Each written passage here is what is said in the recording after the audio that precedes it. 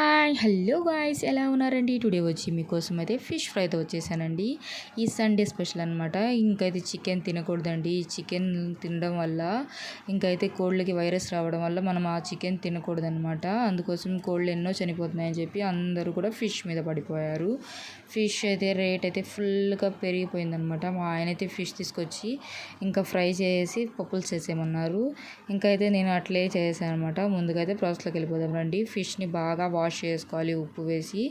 ఒక 4 నీళ్ళలో అలా బాగా క్లీన్ చేసేసిన తర్వాత అయితే దీంట్లోకి సాల్ట్, కారము, పసుపు వేసి ధనియాల పొడి అలాగే అల్లం వెల్లుల్లి పేస్ట్ వేసి బాగా మిక్స్ చేసి మ్యాగ్నేట్ చేసి పెట్టుకొని ఒక హాఫ్ అన్ అవర్ వరకు ఫ్రిడ్జ్లో పెట్టేసాను అనమాట. తర్వాత అయితే కొద్దిగా ఆయిల్ని వేసి ప్యాన్లో చేపలను వేసి బాగా వేయించుకోవాలండి. బాగా టర్న్ చేసుకోవాలి రెడ్డిష్ కలర్లో అయిన తర్వాత.